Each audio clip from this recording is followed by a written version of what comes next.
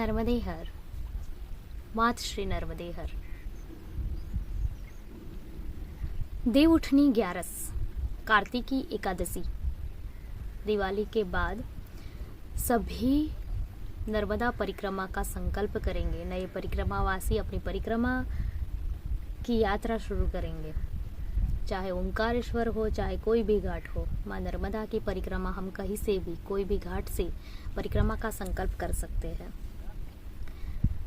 माँ नर्मदा से प्रार्थना है मेरी, माँ नर्मदा से प्रार्थना करूंगी कि जो भी नए परिक्रमावासी है, अपनी परिक्रमा उठा रहे हैं, जो संकल्प ले रहे हैं, सभी की परिक्रमा मंगलमय हो और सुखदायक परिपूर्ण हो, ऐसी प्रार्थना। माँ नर्मदा की परिक्रमा करने आप लोग सभी लोग उसके किनारे, उसकी गोद में खेलेंगे, आनंद करेंगे, साधना करेंगे। बहुत बहुत बधाई है आप सभी को, और आप सभी की परिक्रमा परिपूर्ण हो, ऐसी मेरी प्रार्थना है। लेकिन माँ नर्मदा परिक्रमा के दौरान हमारा पहला कर्तव्य, हमारी जिम्मेदारी बनती है कि माँ नर्मदा को स्वच्छ रखा जाए। माँ नर्मदा की स्वच्छता का ख्याल हम परिक्रमा वासियों को रखनी है, क्योंकि मेरे निजी अनुभव है माँ नर्मदा के परिक्रमा के दौरान मैंने खुद ये अनुभव किए हैं। मैंने देखा है अपनी आंखों से कि कितनी गंदगी होती है माँ के किनारे। तो मैं ये सभी लोगों को ये मेरा मैसेज पहुँचे, स्वच्छता के बारे में मेरे कुछ अनुभव है, मैं आपको बताऊंगी। और ये वीडियो मेरा सभी तक पहुंचाइए। नए परिक्रमावासी जो परिक्रमा उठाने वाले हो, या जो भी नर्मदा खंड से लोग जुड़े हैं, उस सभी तक ये वीडियो पहुंचाइए और सेवा में योगदान करिए। क्योंकि माँ नर्मदा की परिक्रमा मैंने पिछले साल की थी, तो 19 फरवरी को माँ नर्मदा जयंती आ रही थी। हम सभी को नेमावर पहुंचना था, नेमावर से थोड़ी दूरी पे हम थे, और मैं नर्मदा जयंती के अगली शाम को मैं नेमावर पहुंची थी। बहुत परिक्रमावासी की भीड़ वहां जमा हो गई थी। एवं नेमावर है जो माँ नर्मदा का नाभि स्थल है, बहुत पौराणिक वहां पे मंदिर है शिव जी का, और बहुत ही वहां पे इतनी भीड़ रहती है। नर्मदा जयंती बहुत धूमधाम से मनाई जाती है, बहुत आनंदित माहौल था वहाँ पे। मैं अगली शाम को वहाँ पहुँची थी माँ नर्मदा के किनारे, और देखा मैंने कि सुबह ही नर्मदा जयंती के दिन ढोल नगारे बज रहे हैं, बड़ी मात्रा में रसोई घर में रसोइयाँ पक रही है, और परिक्रमा वासियों के लिए अच्छी सुविधा है वहाँ पे। सभी लोग, बहुत भीड़ हो गई थी, तो सुविधा में कहीं ना कहीं खेद भी होता है।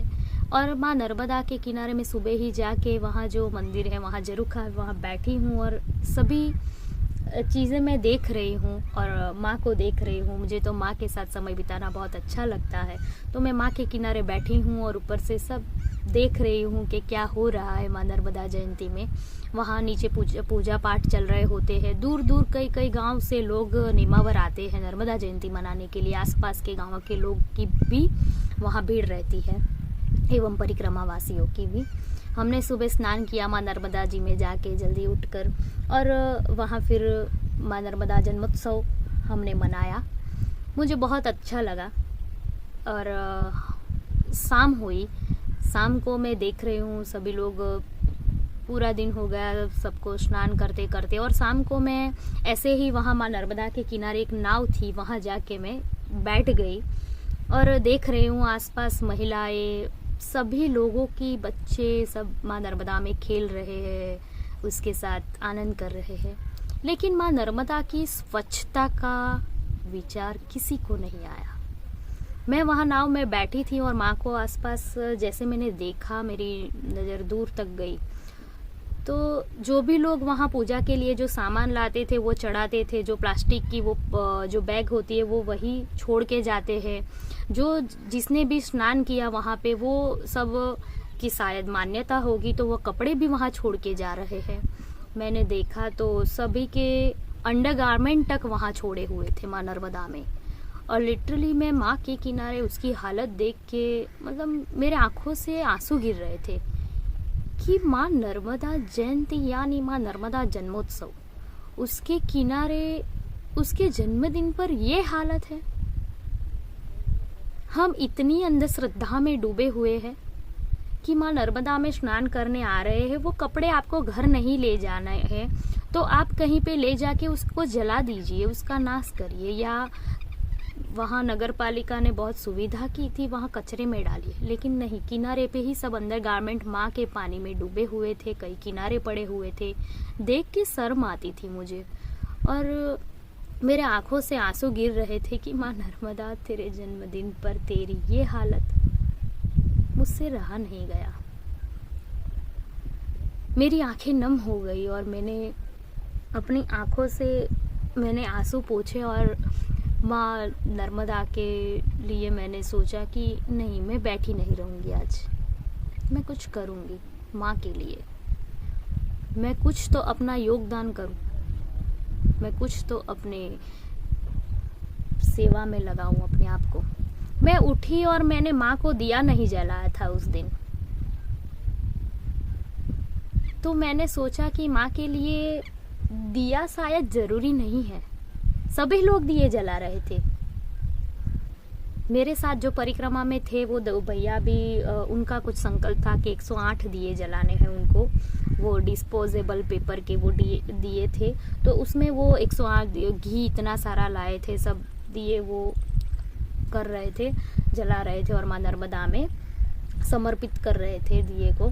उनका कुछ संकल्प था, तो मुझे भी बोला उन्होंने कि दीदी चलो ना, आप भी आओ हमारे साथ, हमारी मदद करो। मैंने बोला नहीं भैया, आप लोग करो, आपका संकल्प है, मैं उसमें कुछ मना नहीं करूँगी, लेकिन मैं इसके खिलाफ हूँ क्योंकि आप अभी दिए जलाएंगे, सुबह ये किनारे लगेंगे, कचरा लगेगा। माँ के लिए शायद यहाँ अपने हृदय में दिया जलाओ, वो माँ को शायद बहुत पसंद आएगा। और मैं उठी, वहाँ मेरे आंसू पोंछे और मैंने एक एक अंडरगारमेंट ऐसे कर करके उठाई और किनारे लगाया। नगर पालिका ट्रैक्टर भर भर के कचरा ले जा रही थी। तो क्या हमारी ये व्यक्तिगत जवाबदारी नहीं बनती है कि हम माँ नर्मदा को स्वच्छ रखें, उसके किनारे बिल्कुल भी निस्वार्थ प्रेम से उसे जुड़ने की कोशिश करो, वो सब कुछ दे देगी आपको। उसको दिया करने की उसको ज़रूरत ही नहीं है। माँ नर्मदा को क्या ज़रूरत दिए की? अगर दिए जलाने हैं तो आटे के बनाइए, वो आप बना सकते हो। नर्मदा जयंती के पहले कुछ तैयारी करनी होगी, आटे के दिए 2 दिन पहले भी आप बना सकते हो, 1 दिन पहले भी बना सकते हो, और उसमें समर्पित कीजिए। उसके लिए 1 या 5 दिए भी काफ़ी है। 108 दिए की उसको क्या ज़रूरत? वो घी किसी और गरीब को दीजिए, शायद उनकी झोपड़ी में उनको घी खाने को मिले या दिया जलाने मिले। तो मेरा यही मानना है कि माँ नर्मदा से आप आत्मिक रूप से जुड़िए, हृदय से जुड़िए आप उनसे। फिर मैंने वो कचरा साफ करना शुरू किया और मैंने सबको वहाँ बोला कि ये प्लास्टिक मत उसमें छोड़ना, वो बहुत नुकसान करता है और गंदगी बचाता है माँ नर्मदा में। हमें माँ नर्मदा को गंदा नहीं करना है, हमें माँ नर्मदा को स्वच्छ करने में हमारा योगदान देना है। फिर मैंने वहाँ अंडरगारमेंट उठा के सब इकट्ठा किए, जो भी प्लास्टिक था वो भी जमा किया। सब लोग जो शैम्पू लेके आते हैं माँ नर्मदा जी में स्नान करने, वो शैम्पू की पन्नी भी सब वही पड़ी है, कहीं तैर के आगे जा चुकी है और कहीं किनारे लग गई है। तो फिर मैंने वो कचरा इकट्ठा शुरू किया और नगर पालिका वाले सब कचरा ले जा रहे थे, तो मैंने उनकी मदद की वो कचरा उनको इकट्ठा करने में। सब मेरे साथ वहाँ किनारे पे 3 भाई ये थे, कोई 3 दोस्त थे, तो वो आसपास के गांव के थे। वो लोग भी मेरे साथ कचरा इकट्ठा करने में जुड़ गए और मुझे उनको देख के बहुत खुशी हुई कि चलो किसी ने तो योगदान दिया। वो मेरे साथ कचरा इकट्ठा करने में जुड़ गए, तो हम 1 से कितने हुए, 4 हुए। तो ये व्यक्तिगत बदलाव है।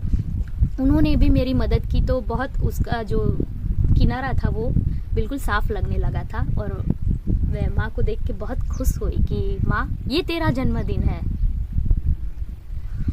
और वो भैया ने मुझे पूछा कि क्या दीदी आप यहाँ नेमावर से हो, क्या आप नगर पालिका में जॉब करते हो? मैंने बोला नहीं भैया, मैं गुजरात से हूँ और मेरा नाम रीना गोहिल है। मैं नर्मदा परिक्रमा में आई हूँ और नर्मदा जन्मोत्सव के लिए आज यहीं नेमावर में हूँ। कल मैं यहाँ से रवाना होंगी। और वो भैया बहुत खुश हुए कि सच में दीदी मुझे आपसे मिलकर बहुत खुशी हुई और आपके साथ मैंने कुछ अपना सेवा में अपने कार्य किए तो मुझे अच्छा लगा। मैंने बोला ये करते रहिएगा, आगे सबको बताते रहिएगा। नर्मदा जयंती असल में यही जन्मोत्सव है कि हम उसको स्वच्छ रखें। और मेरा ये निजी अनुभव था नेमावर का। माँ को देखा नहीं जा रहा था, सच में मैं वहाँ बैठ के रोई थी। इतना दुख हुआ था मुझे कि मैं क्या बताऊँ। फिर एक दूसरा जो सुल्पानी वाला मेरा अनुभव है, मैं आप सभी परिक्रमा वासी से निवेदन करती हूँ, मैं प्रेम पूर्वक आपको ये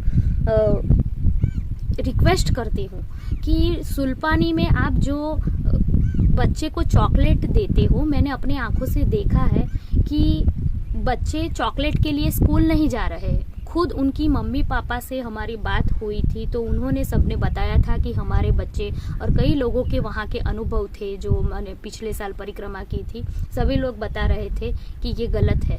कई लोग चॉकलेट बांटते हैं और इतनी संख्या में वहाँ चॉकलेट बांटी जाती है। देखो, मेरा यह मानना है कि एक चॉकलेट से हम दानवीर कभी नहीं बन सकते। हम उल्टा वो बच्चे का नुकसान कर रहे हैं, उनके दांत सड़ रहे हैं, उनके शरीर को नुकसान होगा बच्चों को। तो ये चॉकलेट बांटना गलत है। अगर आपको कुछ दान करना है तो परिक्रमा के बाद आप लोग जा सकते हो सुल्पानी, कुछ टीम बनाकर, या कुछ आपके पास इतनी सुविधा है, आपके पास इतने पैसे हैं तो आप वहाँ जाके विद्या दान कीजिए, या कपड़ों का दान कीजिए, या अन्न दान कीजिए। लेकिन ये चॉकलेट बांटना बंद करें। सुल्पानी में पहले लूटपाट बहुत सालों पहले होती थी, अभी ऐसा कुछ नहीं है। वो लोग भी सेवा कर रहे हैं, बहुत अच्छे से सेवा दे रहे हैं वो लोग सुल्पानी। उनकी सुविधा नहीं है, फिर भी हम परिक्रमावासी की इतनी संख्या होती है अब तो, फिर भी वो खिलाते हैं। चाहे चावल खिलाते हो लेकिन बहुत प्रेम से खिलाते हैं वो लोग। तो आप लोग प्लीज़ कृपया करके ये चॉकलेट का विचार छोड़ दे। ये मैसेज सबके तक पहुंचना चाहिए, क्योंकि ये गलत है। मैंने देखा है कि शहर तो हम गंदा कर चुके हैं, इतने सब जगह पे कचरा होते हैं। लेकिन हम जब सुल्पानी के जैसे जंगल है, माँ नर्मदा किनारा, माँ नर्मदा के तट हमें स्वच्छ रखने हैं। वहाँ सुल्पानी जंगल में कौन जाएगा वहाँ कचरा साफ करने के लिए। मैं हर गांव से गुजरती जा रही हूँ या जंगल के मार्ग से गुजरती हूँ तो मैंने वहाँ देखा है कि सिर्फ और सिर्फ चॉकलेट के रैपर्स पड़े हैं वहाँ पे। और हम परिक्रमावासी भी वहाँ कचरा छोड़ के चले आते हैं, जो भी खाते हैं हम वो सब छोड़ के चले आते हैं। मैंने कभी ऐसा नहीं किया और मैंने सभी को ये समझाया भी है कि एक बिस्किट का पैकेट आप पूरा उठा सकते हो तो उसका रैपर क्यों नहीं उठा सकते। उसको खाने के बाद आप वही छोड़ देते हो जंगल में, ये गलत बात है। तो हमें माँ नर्मदा को स्वच्छ रखना है। परिक्रमा के दौरान ये ध्यान रखना है कि सुल्पानी में बच्चे को चॉकलेट देना बंद करें, क्योंकि उनकी सेहत के लिए भी वो खराब है चॉकलेट। आप अपने बच्चे को ही पसंद नहीं करेंगे चॉकलेट देना इतनी। तो सभी परिक्रमावासी, इतनी संख्या में परिक्रमावासी जाएंगे और सभी लोग चॉकलेट बांटेंगे तो वो बच्चे को क्या होगा। वो स्कूल तक नहीं जा रहे हैं चॉकलेट के लिए। और कई अनुभव हमने ऐसे सुने हैं कि कई लोगों को बच्चों ने पत्थर मारे हैं, चॉकलेट नहीं देते। अगर कोई परिक्रमावासी, जैसे मेरे पास चॉकलेट नहीं है तो मैं क्या दूंगी बच्चों को, तो वो बच्चे पत्थर मार रहे हैं, हमने ऐसा सुना है।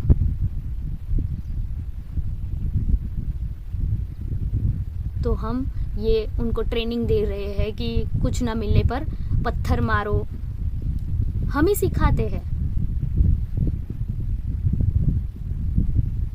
तो आप कृपया ये सुल्पानी में चॉकलेट बांटना बंद करें, मेरा यही मैसेज है। और तीसरा मेरा अनुभव है सेठानी घाट। सेठानी घाट पे मैं पहुंची थी तो वो बहुत सुंदर घाट है, इतना बड़ा घाट है वो। वहाँ पे मैं देखती हूँ कि इतना कचरा पड़ा है, माँ के किनारे फूल है पड़े। तो मैंने वहाँ जो ठेले वाले होते हैं वो जो दुकान लगाए हैं अपनी, फूल बेच रहे हैं, मैंने शाम को जब मैं माँ के किनारे बैठने गई, उसके किनारे ध्यान मेडिटेशन करने गई थी, तो मैंने देखा कि जो भी श्रद्धालु आते हैं वो फूल चढ़ाते हैं वहाँ दुकान से लेके, और फूल चढ़ा के फिर वो जाते हैं। वो दुकान वाले मैंने देखा कि एक लंबी ऐसी लकड़ी रखते हैं और वो लकड़ी से वापस वो जो चढ़ाया हुआ मैया में हार है वो ताजा तरो है, अभी वो उठा के वापस लेके अपनी दुकान पे रखते हैं और वापस वही रिसाइकल बेचते हैं वो लोग। ये गलत बात है। माँ को फूल की भी आवश्यकता नहीं है। हमारा हृदय फूल जैसा हो वही चाहिए उसको। वहाँ भी सेठानी घाट पे भी एक अंकल थे, वो अपना पूजा का सामान लेके आए, हार चढ़ाया माँ को, अगरबत्ती जलाई और जो प्लास्टिक की बैग दी थी वो दुकान वाले ने, वो ऐसे प्लास्टिक की बैग खाली हुई तो वो आसपास देख रहे हैं ऐसे कि कोई मुझे देख तो नहीं रहा है। और वहाँ आसपास भी कचरा था तो उनको शायद विचार आया होगा मैं भी यहाँ फेंक दूँ, तो उन्होंने वहाँ ही छोड़ दी वो पन्नी और वो उड़ती घाट पे जा रही है। मैंने देखा, मैं दौड़ के गई और वो जो प्लास्टिक की बैग है मैंने उठा ली और वो अंकल को बोला कि अंकल आपने आसपास देखा कि आपको कोई देख तो नहीं रहा है, क्या आपको यह विचार नहीं आया कि मेरी माँ नर्मदा मुझे देख रही है? क्या फ़ायदा आपने उनको ये अगरबत्ती जलाई, आपने उनके लिए फूल चढ़ाया, क्या फ़ायदा? मैंने वो अंकल को समझाया। वो अंकल ने बोला कि माफ़ कर दो बेटी, मुझसे गलती हो गई। मैंने बोला मेरी माफ़ी मत मांगो, मुझे मेरे लिए पाप खड़ा मत करवा, माँ नर्मदा से माफ़ी मांगो आप, और अगली बार ऐसा ना करो, ऐसा संकल्प करो। सच में मेरा बस यही मेरे अनुभव है 3 कि मैं आप लोगों को परिक्रमा से ये संकल्प के पहले बताना चाहती थी। नई परिक्रमा उठाने वाले मेरे परिक्रमावासी दोस्त सभी लोग अपनी माँ नर्मदा की स्वच्छता का ख्याल रखें, यही मेरी प्रार्थना है। और माँ नर्मदा से भी प्रार्थना है कि आप सभी की परिक्रमा मंगलमय और सुखदायक परिपूर्ण हो। नर्मदे हर, मात श्री नर्मदे हर।